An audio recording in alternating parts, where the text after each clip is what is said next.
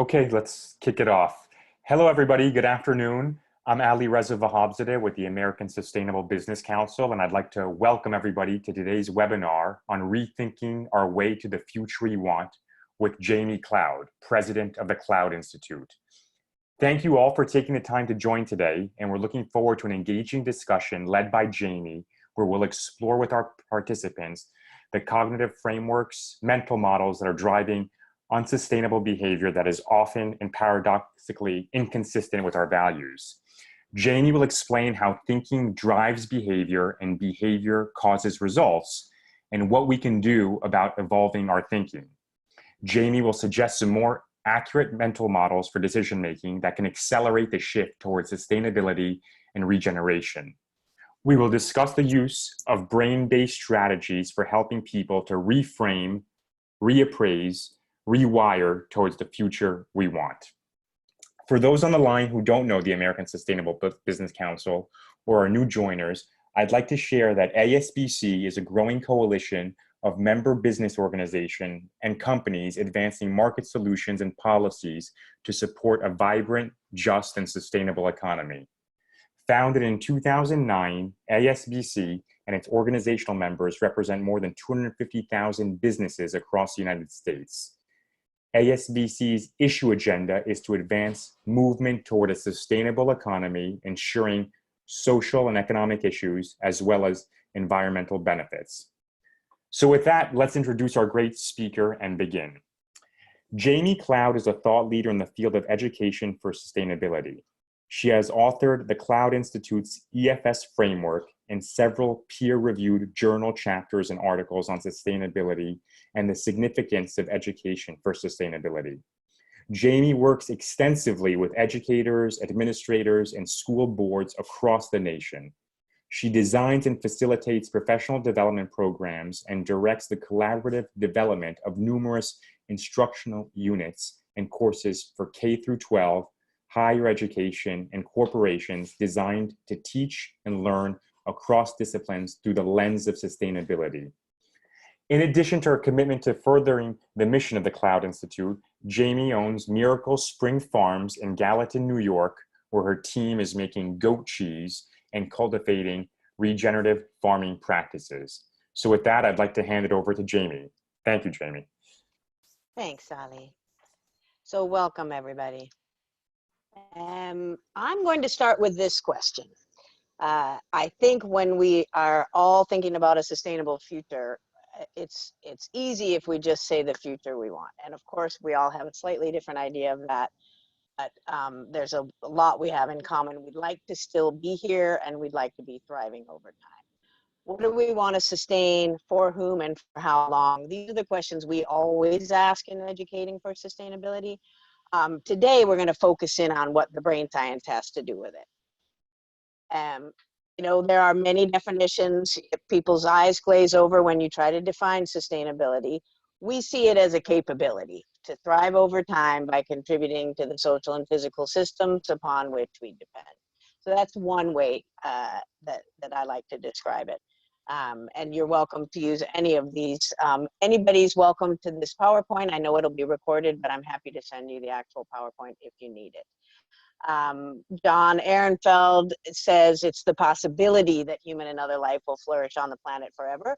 Focus here on possibility, because believe it or not, there are a lot of people out there who don't know that we don't have a guaranteed seat on Spaceship Earth. So they don't know that it's even a question whether or not we'll be able to thrive over time. So that's always useful to remember. And then, of course, Dana Meadows says it's a society far-seeing enough, flexible enough, and wise enough not to shoot itself in the foot by undermining its physical and social systems of support. Makes sense, but as we all know, that's not exactly where we're headed. So why is the big question? And I've been tracking, all of you probably have seen this ecological footprint chart. It just describes sort of the gap between how much biological productivity there is on the planet versus how much we're demanding. It's one of the indicators, one of the many indicators of unsustainability. And it's something most people are not tracking. We wouldn't need education for sustainability if there was no such thing as unsustainable. clearly it's possible to get ourselves into this situation without notice. And I've been tracking the state of the planet data since I was 11 years old. I was in one of those experimental programs in global education since 1968. And like that little boy in the Emperor's New Clothes story, I have been wondering ever since then why it's so hard for people to see what's going on and turn the ship around. What is it that stops them from seeing what's happening and doing something about it? And so this presentation is about much of what I've discovered about the brain science and what we can learn about our thinking and how we can change it. Barry Richmond used to say all systems are perfectly designed to get the results they get. So if we're in this current situation and it's a current reality, then we designed for it, we bought and sold for it, we educated for it, we farmed for it by design, unintentionally, but still perfectly designed to get the results we get. And David Orr always says it's worth noting it's not the work of ignorant people, it's the work of extremely well-educated people, many of whom have advanced degrees. And those are the really smart people that are helping us head in the wrong direction. So, you know, this is a mystery. What's happening here? So what are we thinking and why are we in this situation? Dana Meadows wrote a piece called 12 Places to Intervene in a System quite a while ago. If you're not familiar with it, I recommend it. The most upstream place to intervene in the system, according to Dana, is to think about our thinking. Second most upstream place is the thinking itself. So as educators, that is our unique contribution to this field, is to think and focus on what kind of thinking we need to do to get the kind of results we want, because thinking drives behavior and behavior causes results. So that's what we're focused on. Many of you might have seen this ladder of inference. It's in the Fifth Discipline by Peter Senge. You see it in a lot of different organizational change literature. And it begins at the bottom of the ladder with reality, the observable data that is possible, that actually exists as if a video camera has captured it. So let's call that reality. Then we step into the picture and we choose data from where we are standing. Where we stand depends on where we sit in the system. Let's think of it that way. Then we add meanings to it, make assumptions about it, draw conclusions, adopt beliefs about the world, take actions, and of course, way up at the top are the results of our actions. And this little ladder of inference is a really nice, simple way to describe what is going on in our brains. So what happens is that the beliefs about the world that we adopt create a cognitive framework to the next that frames the next set of data that we can see from where we're standing. Look where reality is. It is outside of the box, as it were. And these are all the names on the right-hand side from a lot of different sectors and bodies of literature for this box. You can call it a cognitive framework, a mental model, a mindset. A mental map is the term that the brain scientists use. Schema, habit of mind, all the same kind of thing. Innovators would call it a paradigm. It is a cognitive framework that creates a habit, a rut, if you will, in the brain, so that we start looking at things through these frames. They form at about the age of 13 or 14. Before then, kids are trying to understand the world, trying to create a frame, but it doesn't take hold until about the age of 13 or 14. So if young people are taught that this is just a guiding construct that will change over time with new knowledge and applied insight, then they will be happy to keep that plastic and keep adjusting their frame based on the data that is around them. Lisa Feldman, who is a brain scientist up at Harvard, says our prior experiences with the world inform what we can perceive. So we tend to start seeing what we have already seen and what we believe we're going to see. It's kind of, it's very much explains confirmation bias. So we develop these frames, and unless we change them, we're going to miss an awful lot of what's going on in the world. It is a form of mindlessness. It is not stupidity. It's a state in which the brain is trapped in the past, operating out of habit. That's Ellen Langer, also from Harvard. So I would argue that this is the state in which many people are functioning all over our planet, because we are in a situation we have never been in before at a global scale. And there are an awful lot of people who simply have not processed what's going on, and therefore they can't even see the data that's right in front of them. Why? Why is it possible, and how is it possible to get stuck in our thinking to that extent? Ellen says everything that happens is reported to the brain as absolute fact. So now it's getting tricky. Peter Senge says everything is internally consistent within the frame we're operating. So it is a self-fulfilling prophecy. Again, confirmation bias. And Stephen Jones says most people make sense to themselves. That's my favorite one. So people are operating with their frames. They think this is how the world is, and everything that happens either fits into their schema, or they can't see it, or they ignore it. So what are we thinking? What are the ways of thinking that are driving this kind of unsustainable behavior that seem to make sense at the time, but over time undermines the health of the systems upon which we depend? It's so counterintuitive. We love each other and we love life. And so here is the story of the fish game. One of the things that I do often to introduce the notion of sustainability is we play a little fishing game that is a simulation. It's adapted from Fish Banks by Dennis Meadows, and it is a little game of interdependence. And in this game, people are fishing, and the instructions are try to get as many fish as possible by the end of 10 rounds. And over again for 22 years, people overfish again and again and again, with two forms of feedback right in front of them, and with the scorecards that they're tracking the data on, and the actual fish cards on the table. They see that the numbers are going down, and they keep doing it. And I've been asking the question why for a very long time. What are you thinking? And what happens is they track the data. They track at the end of the game, I ask them to track the data. So they track the fish stocks going down, down, down. They track their individual accumulation, and they track their group accumulation. And as you can see, the unsustainable example is on the left and the sustainable example is on the right. Very rarely do we get to a sustainable example. Only 3 times in 22 years have I ever had a group not overfish even one time. And one of those groups was the Blue Man group. And so you can imagine their way of thinking. They're extremely creative. They don't even need to talk to each other because they're mimes, but they work in a swarm. They are performance artists, and they don't make a move without the others making a counter move. They're also incredibly good business people. So they got it, and a couple of other random groups. But most people, the definition of insanity that you see on the left-hand side. And again, it's much more difficult when the feedback is removed in time and space and not casually observable, which is most of the results of our behavior. But even when it's right in front of us, we can't see it. It's fascinating.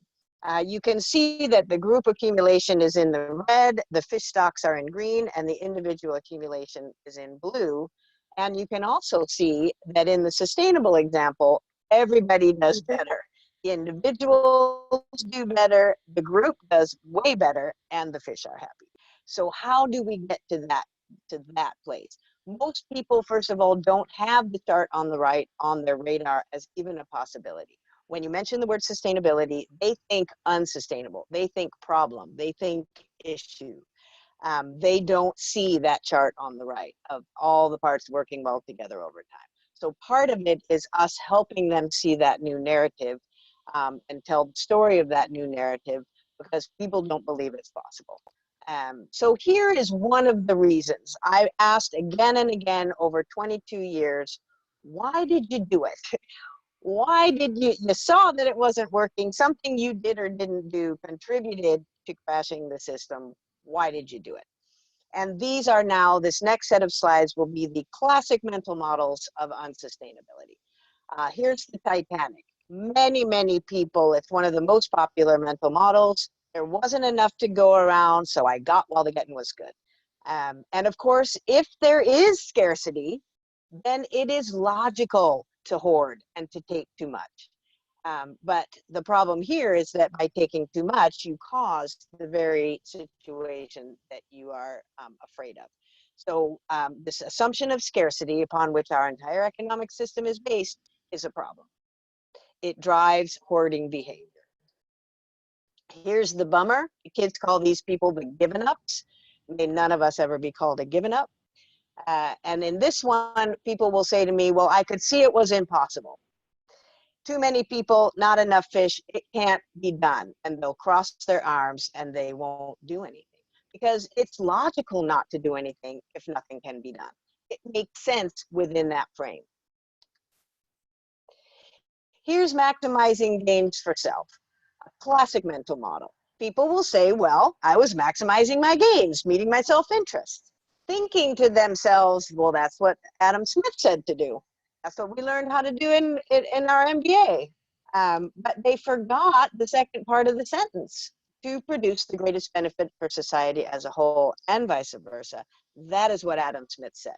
We cannot just break down, we cannot choose the parts of the sentences that are convenient and leave out the rest. He was talking about whole to parts, parts to whole, and that is how you get to a sustainable future. But if you leave it at self-interests and don't take responsibility for the difference you make, you crash the system, contribute to crashing the system. And this is the mental model, the neoclassical model of the economy that they're operating with. This is the one still in every textbook, at least in the US, which does not include, as you can see, the value of social and human capital, and it doesn't include the value of the natural capital. Big, big mistake. Here's the social trap, another very popular one. Well, I knew what to do, but the others weren't doing it. So if they're not going to do it, I'm not going to do it. Or if everybody's taking too many, then I should take too many because that's what everybody's doing. The problem with that mental model is what's true if one person does it is not true if everyone does it. If you're studying the ecological economics theory and Bob Costanza's work, he's got a lot of great literature on the social trap. This is a very popular one. I'm doing what the other people are doing because there's no point in me being good if nobody else is being good. Well, of course, that's if you flip that and the leader does the right thing, then everybody will follow that leader. So it can work both ways. If you're a freeloader, a free rider, if you will, then everybody follows you. We're all in deep trouble. Here's the theory of confidence, another slightly less popular, but very much alive and well. Somebody else is going to take care of it. The market, the technology, the government, somebody else. I don't have to worry about this. It's not my job. That one shows up a lot. It's only a game. And now, of course, in this particular situation, it is an actual game. We're playing a simulation. In that movie, The Big Short, it was not a game, although they played with people's lives as if it were a game. So I think we need to be really clear about whether we are playing a game and testing the parameters or whether we're not playing a game. Here's greed. Of course, it shows up in every group. It is not the predominant mental model of unsustainability, contrary to popular notion. There's usually one or two in a crowd that really don't care about anybody else. I think these people had an unhappy childhood, the real ones, not the ones that just act greedy in the game. But real greedy people seriously have a problem. So we need to help them. We certainly don't want to make them our leaders. This is another really interesting one. Most people, when they think of a game or any sort of competition, they think of a zero-sum game, which is the kind of game in which there are winners and losers, and those are the only two choices. And if those are the only two choices, everyone will choose to play to win. In fact, there are thousands of different kinds of games, one of which is the non-zero-sum game. And in that type of game, for anyone to win, everyone has to win it because the players are interdependent upon one another. I would argue that this big enchilada game of life lends itself more to the non-zero-sum game because we're in the context of interdependence. But most people have never even heard of a non-zero-sum game. So they don't understand the rules, they don't understand the goal. We need to make sure that people understand what kind of game are we playing. And even if we want to introduce competition into a non-zero-sum game and get your country or your state or your company to be the leader and be the first person to get to a sustainable future by work in the context of interdependence.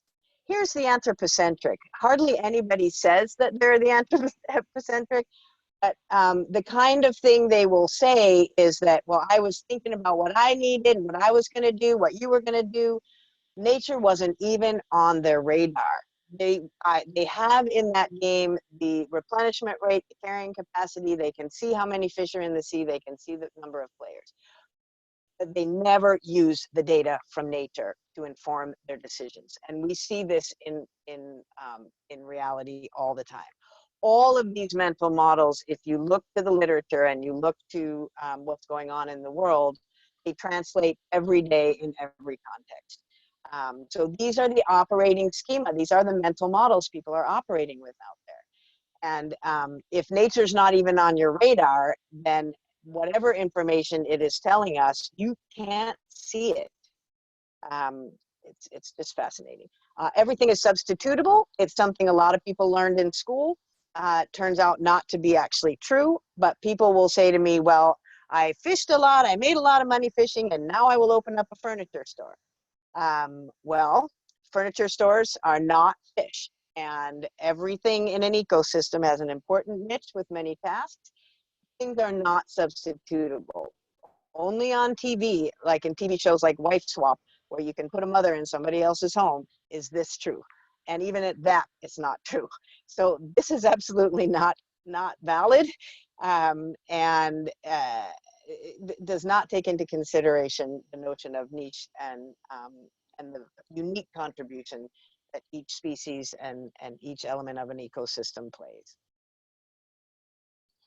And here's the control freak. These people will genetically modify their fish or create fish farms or do anything because they ultimately believe that they are in control and that they can control nature and people and each other. And there is no such thing as control in a complex system. You can manipulate, you can interact, you can reciprocate. Control is not on the menu. It is a perception, and so I will always offer to people, you're not really giving it up because you don't really have it. Get over it. And of course, some people aren't thinking at all. That definitely happens. So here is a great little systems thinking joke. Some of you may have seen this before, but it sort of sums up what we're working with. The irony here is that if you cut that boat in half, you don't get two boats. It's one boat, and we're all in it. And no matter where you are on that boat, we need to be working together to turn that ship around. The results of being stuck in our thinking are that we often operate without the information we need. We're ignorant, and we don't know what we don't know. And so we're not questioning that. We ignore or literally can't see the feedback that's right in front of us. We call it believing is seeing. Not seeing is believing, but quite the opposite. And this is what Kevin Oxner at Columbia University says. He explains it this way. If we cannot hear or see the feedback, we cannot perceive relevant data for our brains to filter. This answers the question I've been asking since the 6th grade. Why can't people see this data? Why aren't they doing anything about it? Because their frame literally prevents them from seeing what they've never seen before, and they literally are blinded to it. It's just fascinating. I know it's hard to believe, but this is brain science. We exhibit characteristics of insanity, doing the same thing over and over again, expecting a different result. And or our solutions backfire on us. So the very thing we do to solve our problem, the quick fix, if you will, comes back to bite us. It actually undermines our ability to get where we want to go. Or we treat symptoms, which works in the short run, but then we make our problems worse over time and create new problems. And I'm sure those two things sound very familiar to all of you because we do really well at that last one. Or we can identify the most upstream place in the system to address the most upstream problem, and then for every solution, get win-win-win results. So every problem, every solution should solve more than one problem at a time and minimize the creation of new problems. That's a Wendell Berry quote. So here we are. We've got all these ways of thinking that are driving unsustainable behavior. Things are changing. If it's living, it's changing on this planet, and we are going to need to adapt and evolve, and we are going to need to learn our way out of this. And we are going to need to reframe and rethink how we're operating on this planet so that we can get to that future we want. The past is not a predictor of the future. We have to change with the times. This is just a wonderful example of how this is not the first time we've ever had to do it.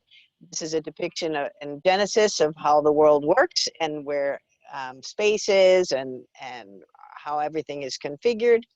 And Ptolemy came along and said, no, we're in the middle and everything revolves around us. And clearly there are many people who haven't gotten over Ptolemy's way of looking at the world.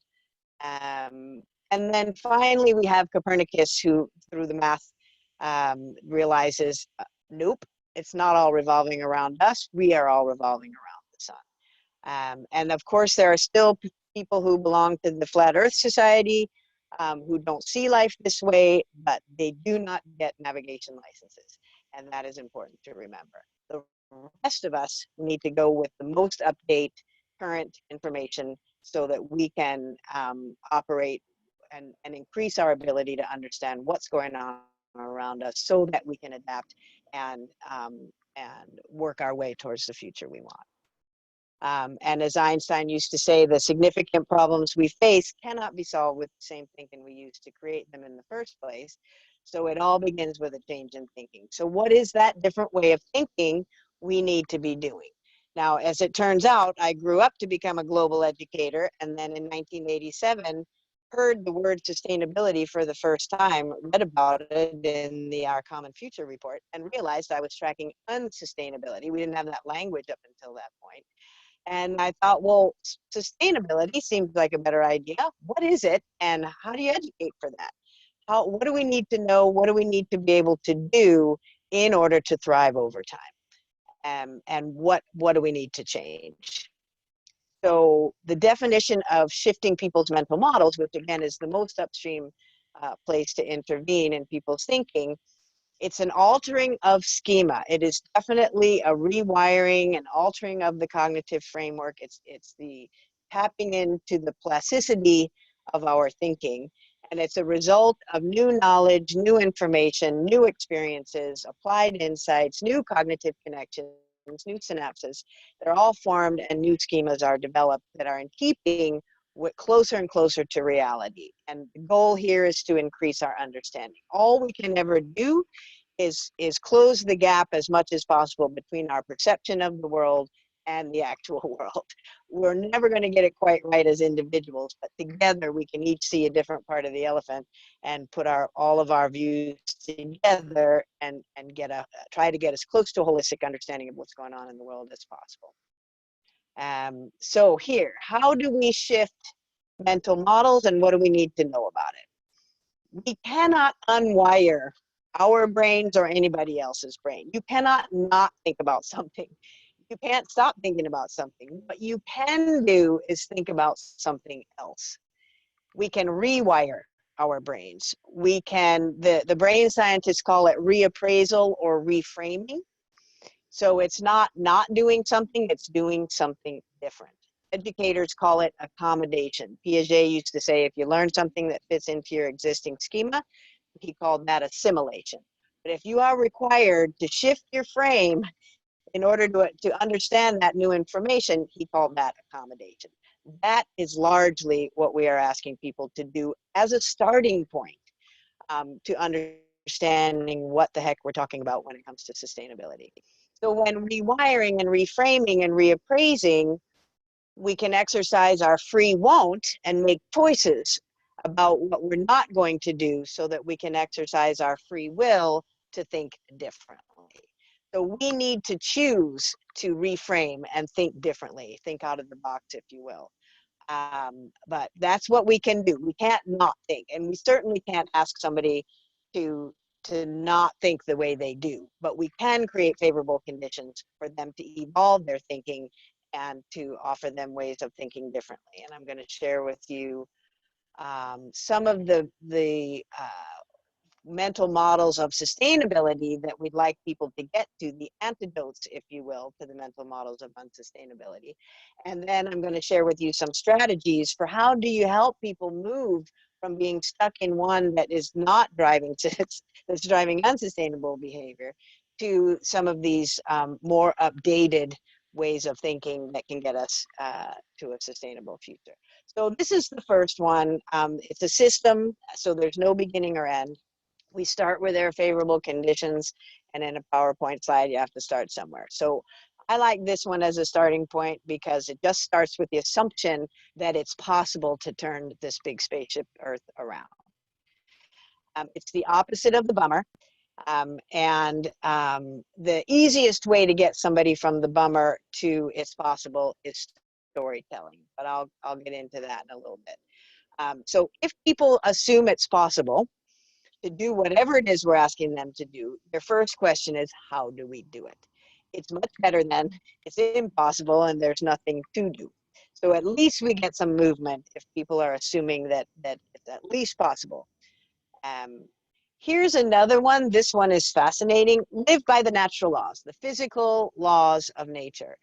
The first law of thermodynamics, all the biological principles, ecological principles, the actual operating instructions for spaceship Earth, as Bucky Fuller would say. We have to operate within them. We don't have a choice. They're not negotiable.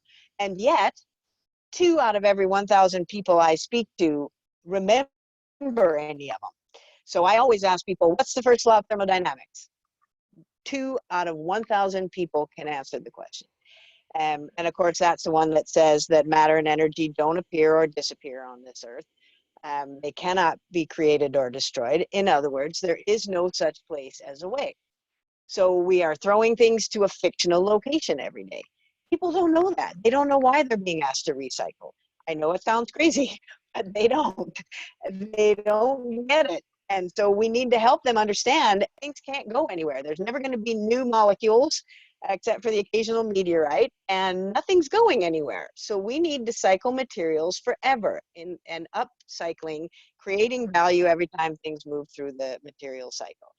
And cradle to cradle is a great form of biomimicry, the techno cycle, the biological cycle. Everybody needs to get in the mood for participating in that cycle. When it comes through your hands, all you need to do when you're done with it is move it to the next part of the cycle. If we get everybody in that habit, everything will be so much better. So much of our ecological footprint is waste and wasted. And that's just dumb. Waste is a waste. This particular mental model, this is a great example of, if you understand that we're living on a planet that has its own set of principles and laws, then we can understand the economy as a system dependent on the social and human capital, both of which are dependent on the natural capital upon which all life and all production depends. And at the end of the day, it's all powered by the sun anyway. The planet runs on sunlight and sugar, and we can take advantage of that. Here's another one that people, especially in the US, have a very difficult time with. As soon as they hear the word limit, they think loss of autonomy and scarcity. They do not think of tapping the power of limits. So we need to help them understand that limits are your friends. They're thresholds beyond which you do not want to go. You don't want to do not enough, and you don't want to do too much. You want to find that sweet spot that allows your systems to be healthy, no matter what your systems are. So that's another one that's really quite, when people hear sustainability, they immediately hear loss of autonomy. And so we need to help them understand, no, we are choosing every day. It's not a loss of autonomy. It's a great use of free will to choose to thrive over time.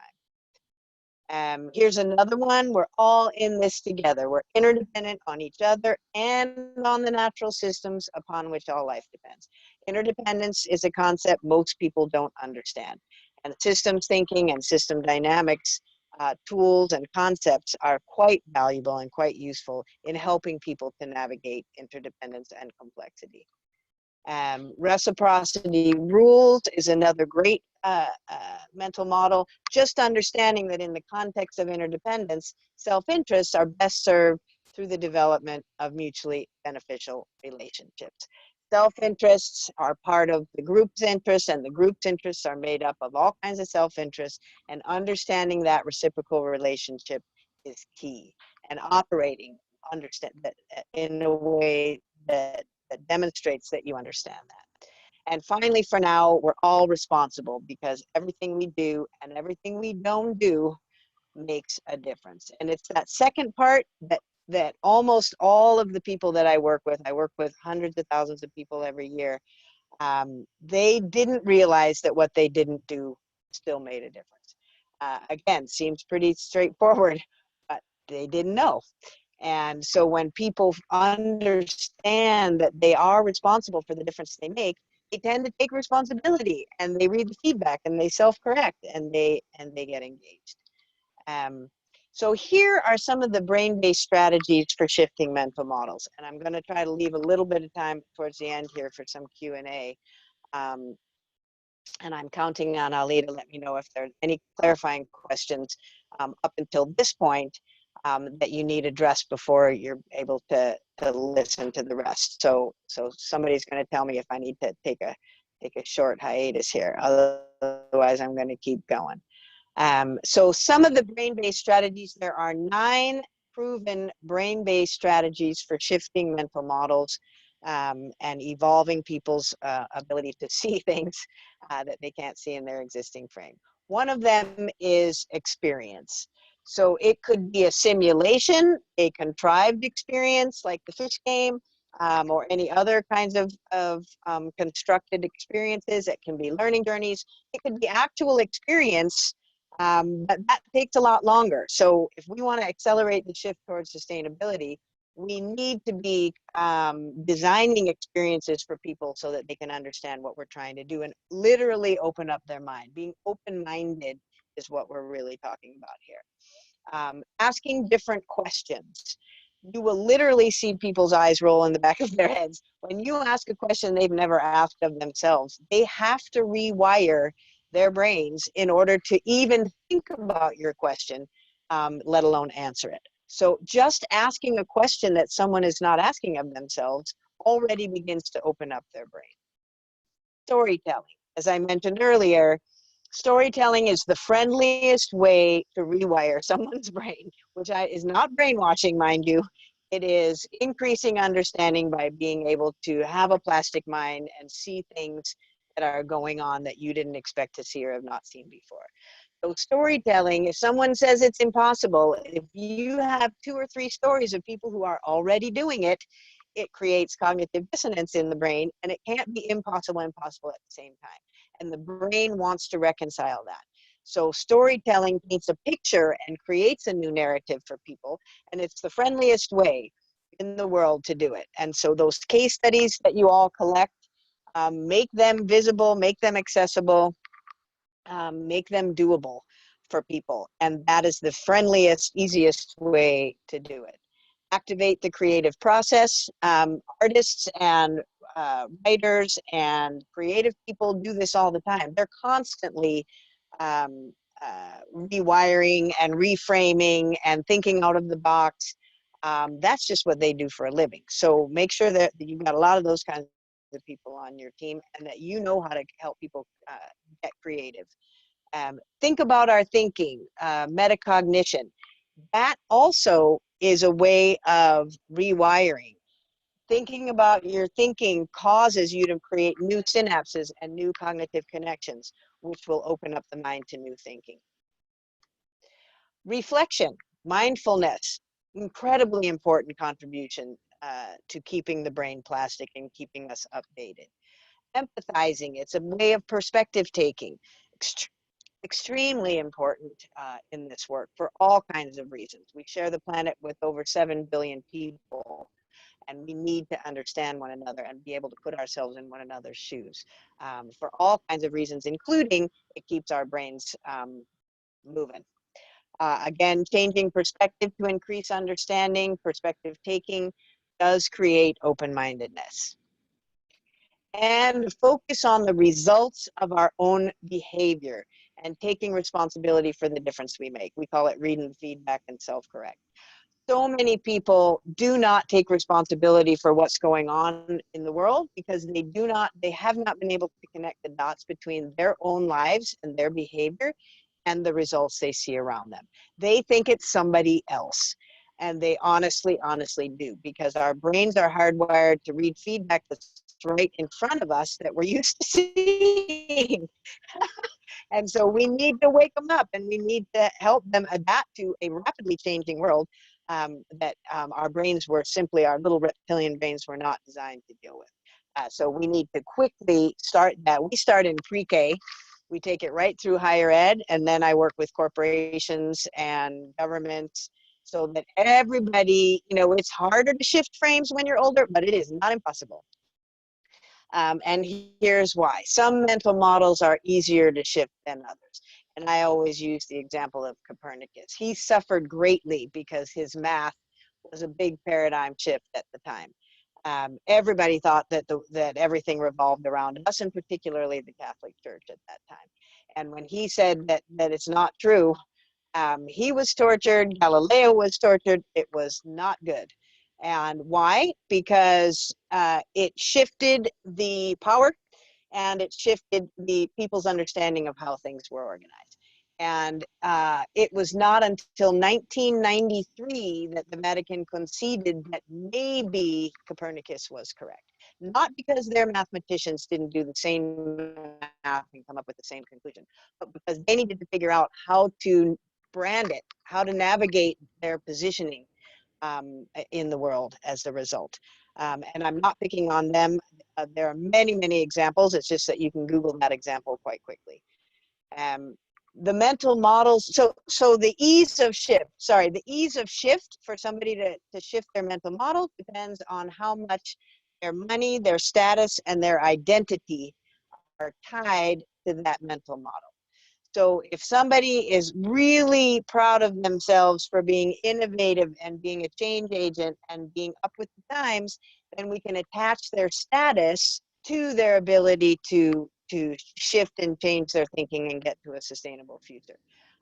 If they're invested in something that's unsustainable, there's really no interest. It's only threatening for them to change their mental model. So that is something for the change agents out there to help those people who are the most threatening to not be threatened by changing.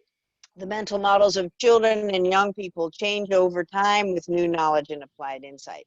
They do it naturally. They're natural learners. Again, until the age of about 13, 14, when the frames start kicking in, and then they've learned about thinking about their thinking, then they're conscious and mindful about that, then they will continue to do that. And our challenge is, do our mental models change over time with new knowledge and applied insight? Are we willing to be the lifelong learners we need to be able to thrive over time and help the next set of generations thrive over time as well? So this is our contact information. I have included an article that I've written on our blog. The link is here. Because there are a lot of things. I do a lot of work with the brain scientists now. I'm incorporating the brain science of creativity, the brain science of shifting mental models, the brain science of moral decision making. There's a lot we can learn from our little reptilian brains. And so that article is going to be quite useful for people who are working with others who need to keep their minds open, so that we can make the kind of change that we need to as quickly as possible. So I'm available. Most of my work is in professional learning and coaching and curriculum design, so that other people can do the professional learning and coaching. And I'm here for you if any of this is useful to you, and I hope it is. And I'm open to a Q&A. So I will reduce this a little bit so I can see the chat box, and hopefully some of you have something to something to ask. Jaimie, if you look to the Q&A. Yeah, there's 2 questions there. Okay, can you read them to I'll me? read them to you. I don't see them yet. So the first question, Jaimie says, so Jaimie, there is in fact a debate out there. Does thinking drive behavior as you suggest, and behavior drives results? Or is it that changing what we do is the best way of changing how we think? How do you react to that essential question? Oh, that's such a beautiful question. So, of course, the answer is yes. There is no, it's a system. There is no beginning or end. There's no one way that it happens. So the Gestalt folks would tell you, make the change and that'll change your thinking. But if you've made the change, then you've already started choosing to make the change. So you actually have started thinking differently. So it doesn't matter. Where can you begin is where you should begin. But we always say there's no beginning or end, so start where there are favorable conditions, which usually means where you can. So if you're in a position to change people's behavior, if you're on the production line and you're asking people simply to do something differently and get different results, that will change their thinking eventually. But your thinking has already changed. If you're an educator or a professional developer or a coach, you can do these things. You can help people open up their minds so that they can think differently. I work with a lot of different people in a lot of different sectors, and I don't know how to apply all this new thinking to their particular sector. They're the best people to do that. So for me as an educator, the access I have is in helping them change their thinking. They then know how to apply that in their own context. So it just depends on who you are and where you're intervening in the system and what you have access. But both will do the trick because they influence one another. They are reciprocal. Great. Thanks, Jaimie. Does that help? Sure. Does that help? Is that person happy? Yeah, I hope Okay, so. And good. if he isn't, he'll let us know. But another Good. question that came in is, a lot of attention is spent discussing how to address the concerns of unthinking people. But how do you approach, say, a psychist who recoils at the idea? Oh, I see. A physicist, yeah. A physicist Who recoils at the idea that science is, or that a system is complex, it can be accurately modeled.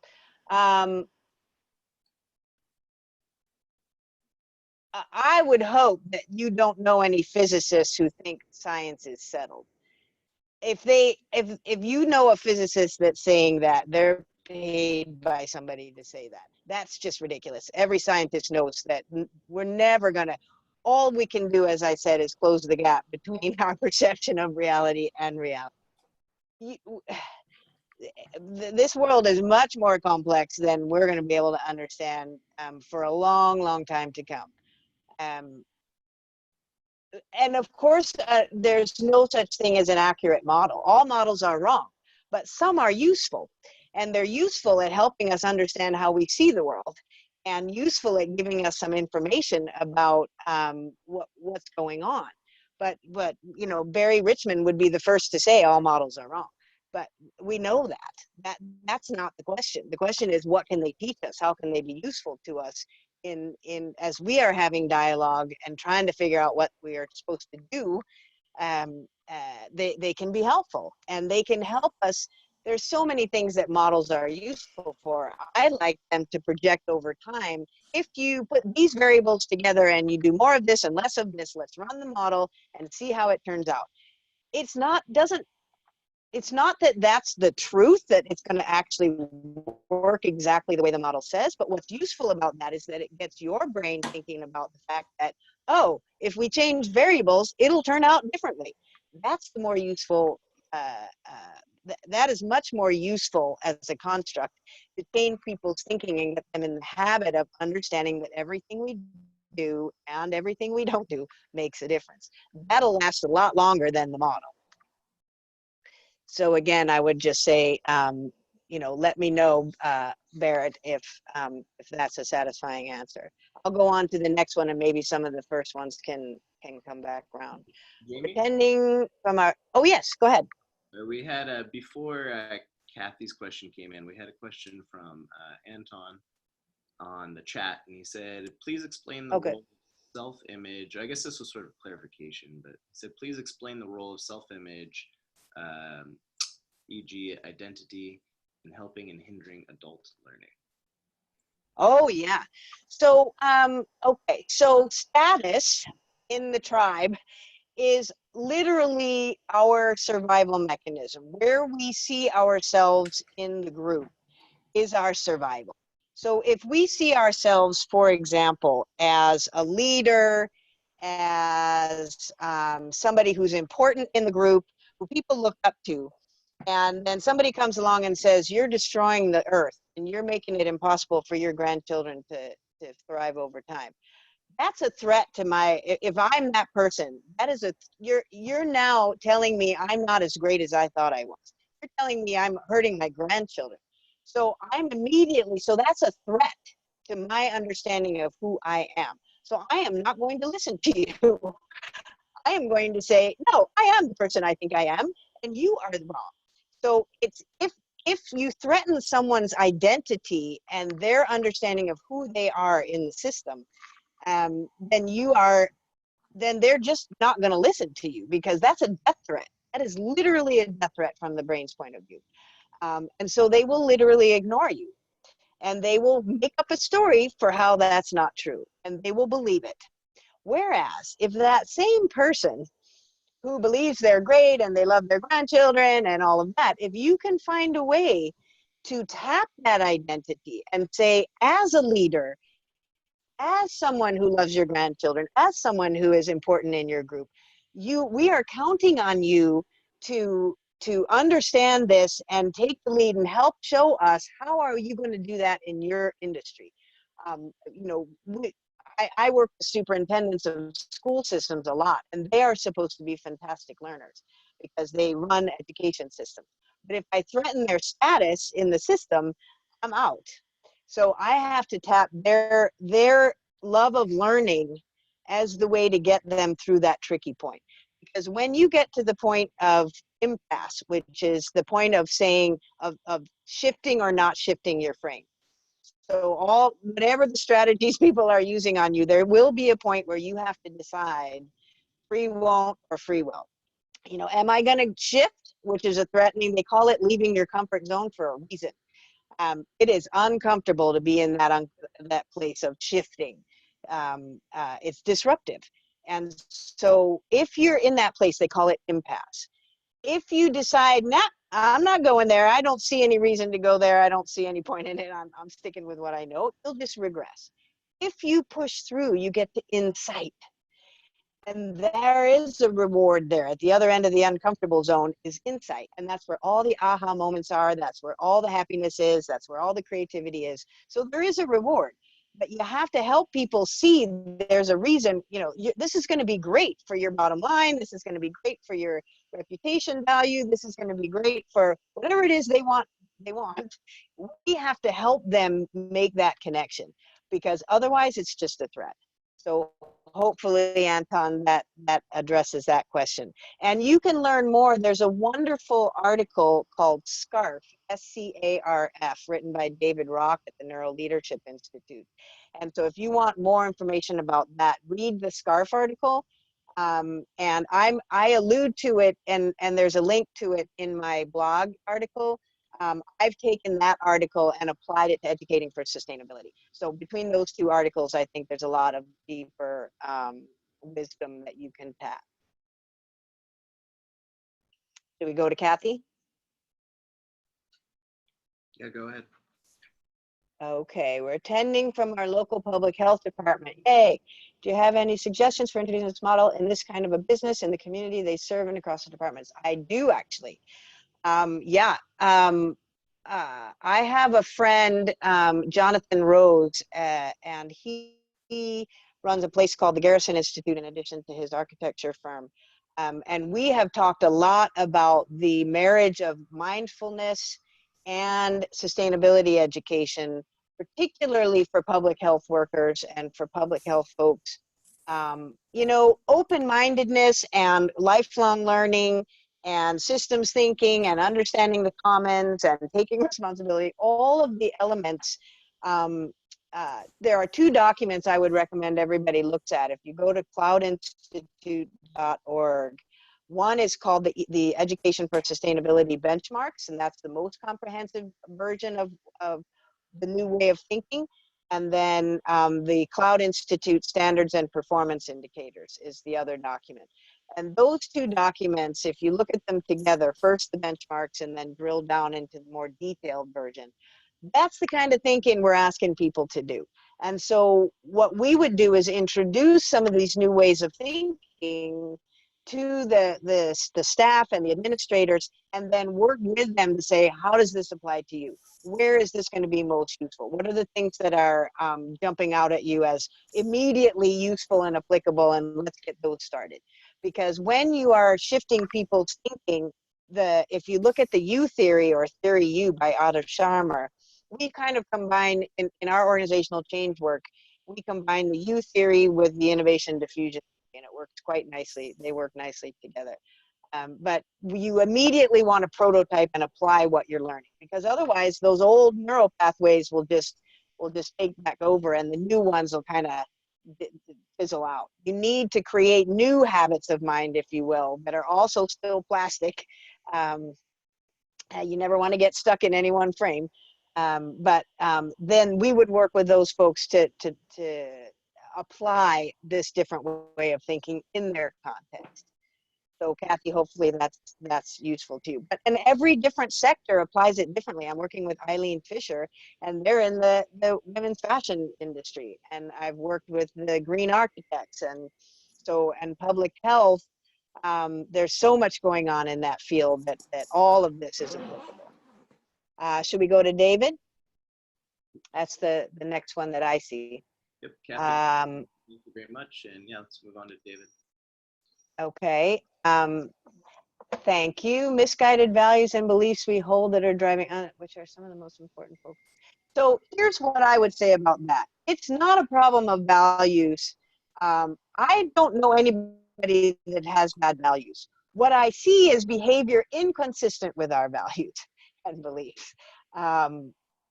The belief systems maybe are driving unsustainable. The frames that I described, those frames of the Titanic and the bummer and maximize gains for self and all of those are the things driving unsustainable behavior. But those people with those frames love their children. They're not bad people. They're just operating with outdated mental models, and they were taught those mental models in school and probably in university, and then they were reinforced by their own life experience. So it's not their fault. They're just out operating with outdated thinking, and we're in a paradigm shift as fundamental as the Copernican revolution. And so this is not instant orange juice. This is a mid-course correction, and we have to treat it as such. And we have to be kind to people who are having a hard time, because it's disruptive and scary to shift your whole frame and your whole way of looking at the world. Okay, so moving on to Susan. You are welcome. I'm glad it's useful. Seems to me that the corporations who are incentivized to deliver profit above all else have the most ability to make it easier for folks to behave, to create a circular economy. I couldn't agree more. If you want to make a lot of money, you should do it in a circular economy. Less waste, more money, more reputation value, more brand recognition, less risk. I have a whole list of drivers. Everybody does. Certainly ASBC does. Our current, hopefully soon to end administration aside, isn't changing the tax code to align with triple bottom line. Yeah, well, policy is everything. Again, chicken and egg. Is it do we wait for the policies, or do we educate first? Yes, we do it all, and they all influence one another over time. So yeah, sure, tax codes would be great. Seems it should be our focus for changing thinking broadly. Do you know if anyone's working on this massive government change? Well, I work mostly with local governments, and they are definitely, once you change people's thinking, they know what to do, and they can see all the different opportunities and ways of doing things differently. I don't know at the moment a lot of people working at the federal level in this area, But it works for every sector. There's no sector we don't need. There's no discipline we don't need. So I agree with you that it's a leverage point for change. And I'd love to talk to you about maybe some things we could do together on that front. Barrett, you're welcome. Steve, do we still have a couple more minutes? Can I go through all these? What do you think? People can sign off if they're not interested in this. What do you want to do? If you have the time, Jaimie, and you'd like to go through them all, please Oh, do. I do. For those that are interested. There's so many interested people on the line, and these are great questions. So I'm here if you are. Okay, Steve, there are a few scientists who are clear denialists about global climate change. They're funded, yeah, of course, that's what I said. They're funded by people to say that, and rejected by peer scientists. I welcome diverse views, but they're speaking, that is not a diverse viewpoint. I would argue that's just that's something else. But their speaking introduces doubt when we all need hands on deck to address. Yes, how do we respond? So I often get asked to speak at a town meeting in which this is happening, and people are doubtful and they don't know, what's going on. And I will always get the question, prove to us there's climate change. And so here's how I handle it. So first of all, I always say, we don't let high school kids graduate high school without being able to make a reasoned argument and back it up with evidence. So tell me what peer-reviewed journals you have read. What do you know about climate change, any of you? Well, of course, nobody's read anything. They don't know anything. And I say, okay, well, so if you need help, if you've got an ulcer and you're not gonna go to the gas station to find out what to do about your ulcer. You're gonna go to the doctor, and not a foot doctor. You're going to go to the right doctor for the right problem. If you need an oil change, you don't go to the pharmacist. You go to the gas station. If you want to know about climate change, you're going to go to climate scientists. That would make sense. So why is it that everybody's having such a hard time dealing with this? Well, because it's scary. Okay, let's talk about that. If you're putting people in a fear state, what the brain scientists will call an away state, and they're going to shut down and deny anything. Not put aside the people paid to deny, because that is not like I said, that's not another perspective. That's just blackmail. If it's truly fear, then let's talk about how to get out of that fear state, and let's talk about how we can create a community to thrive over time. And don't let the fear override your ability to take action that creates a healthy system for your kids and your grandkids. So I immediately shift the conversation to what can we do that we all know is common sense to do anyway, and to just speak to the fear, because that's what's driving normal people's denial. If they're not being paid, to say that, they're just afraid. And you cannot think well if you're in a fear state. We are designed that way. If you're in a fear state, you're supposed to be running. Fight or flight or women gather, but you're not having a creative response, because you're supposed to be running. And so we need to get people out of the fear state, assuming it's possible to have a healthy future. And if climate change is a trigger for people, then call it a healthy community with clean water and clean air and good soil. Just call it that, and that's fine. Increase the green space, decrease the pollution, it does the same thing. You don't even have to use the word climate change. Some words are triggers. We all know that. So we have to be learner-centered and not try to push our agenda as much as to understand who they are and find a way to meet them where they are and then take them to a new place through learning. So hopefully, Steve, I'll catch you on the circle around. So Ashwani, hi Ashwani.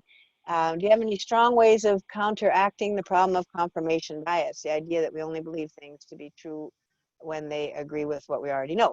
It's exactly what I've been saying. Those 9 brain-based strategies are the ways to do that. Confirmation bias is just the name we call for being stuck in your mental model. Your frame does that. Everything is consistent within the frame we're operating. So that's just another name for being stuck in your frame. and believing what you already know to be true. And again, that's tied to your identity, your status, and your money.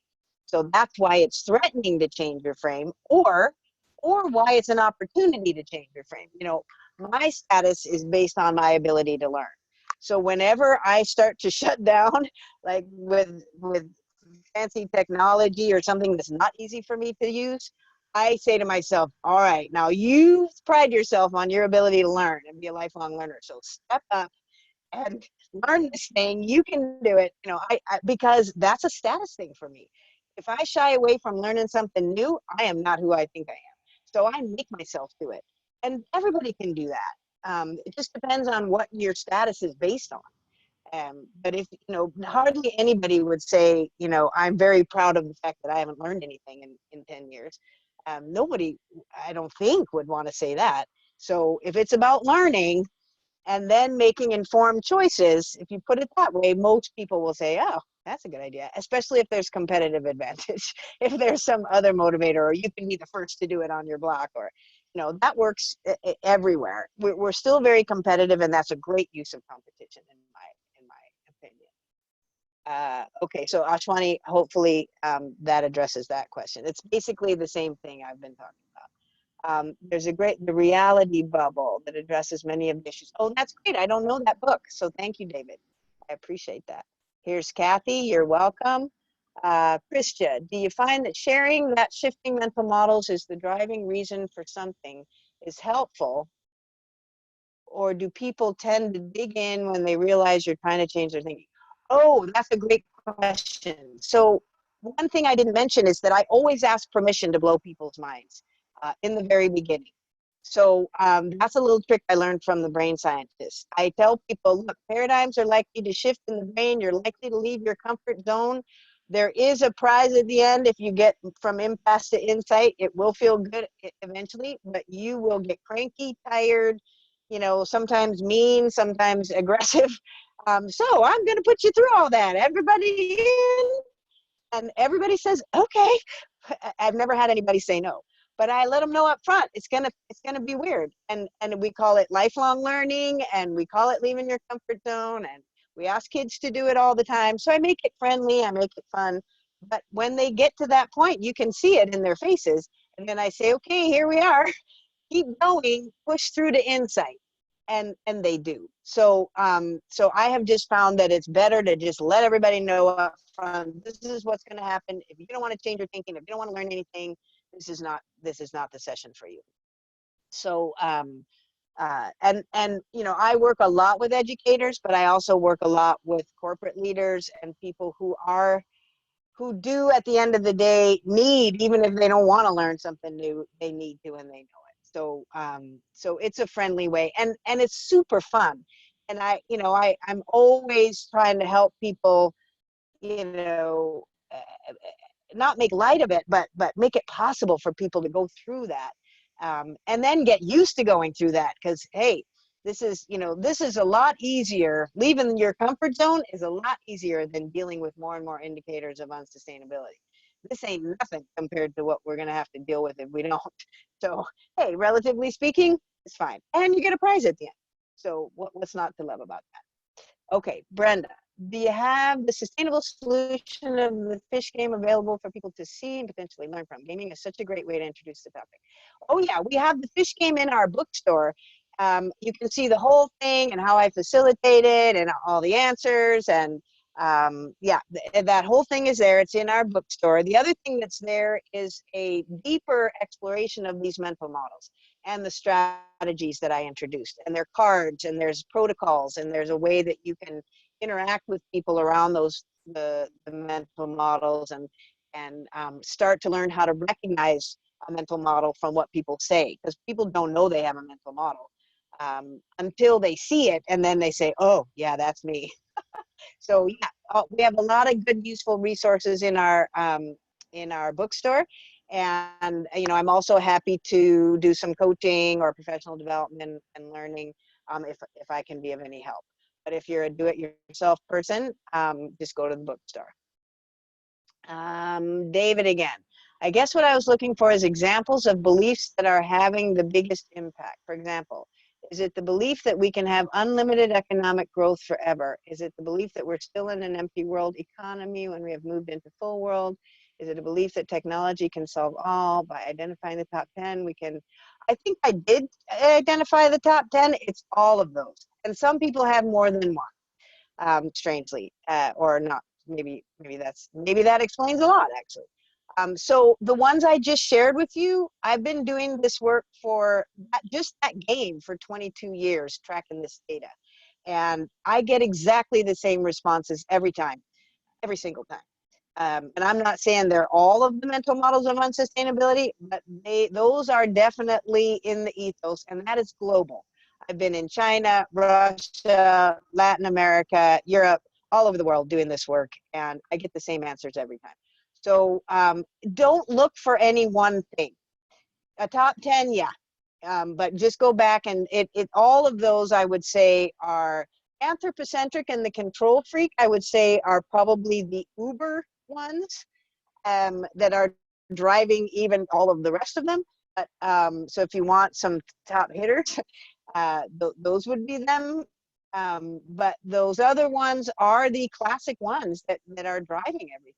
And so in that protocol I just mentioned called Understanding Mental Models, we have a chart. We've done our best to identify which mental models of sustainability are antidotes to the ones of unsustainability, and which strategies we think might be the best ones for that particular shift. So that's more of an art than a science, figuring out which strategies will work the best.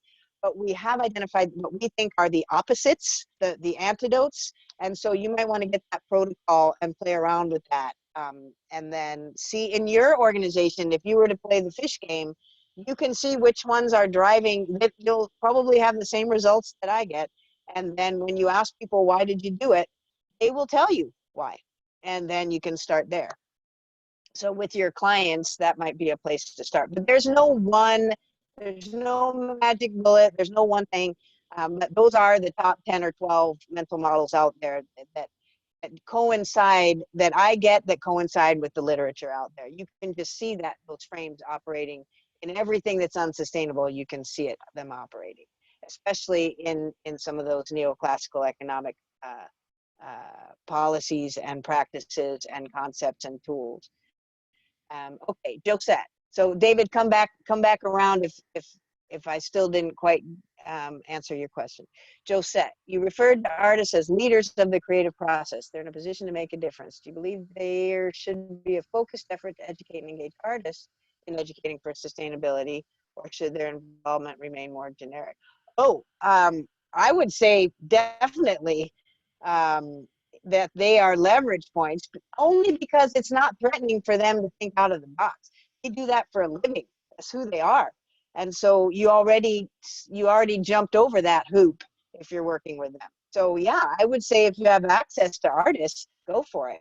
You know, I chose school systems as one of my primary target audiences because all the children and young people are legally required to be there for 13 years.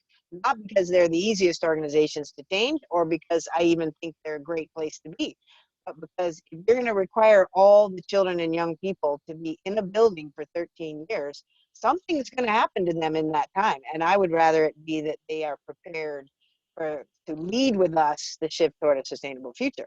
That seems like a great use of that time. If they're stuck there anyway, I'm going to be stuck there with them. So that's why I work with school systems a lot. But you know, but business is a leverage point. David Levine runs American Sustainable Business Council. That, you know, you guys, ASBC, business is a leverage point. So there are lots of them, and artists certainly are. And there's no such thing as generic. So so there that is. So Catherine, and again, Josette, let me know if that's satisfying. And Catherine Hayho answered numerous questions of Bill Moyer. She explains those who oppose action on climate primarily do not like the solution, which is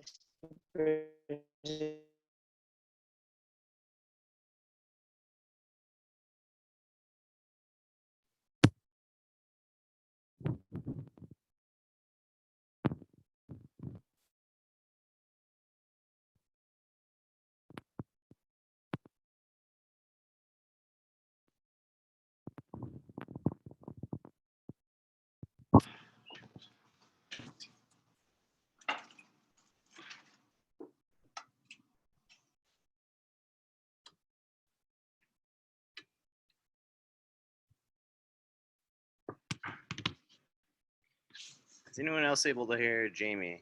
Someone write in the chat box.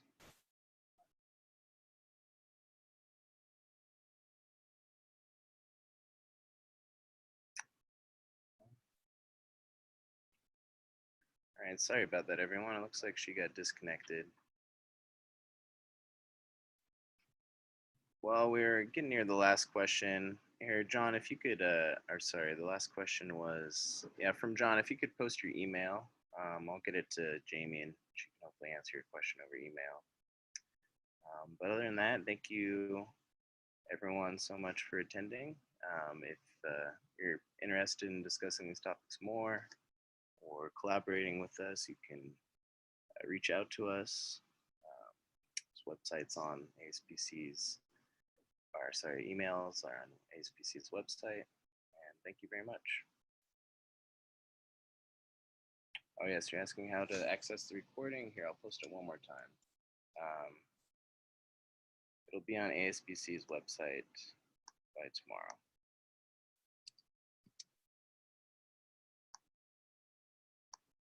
And there is the link right there. All right, thank you everybody. Have a good day and talk to you soon.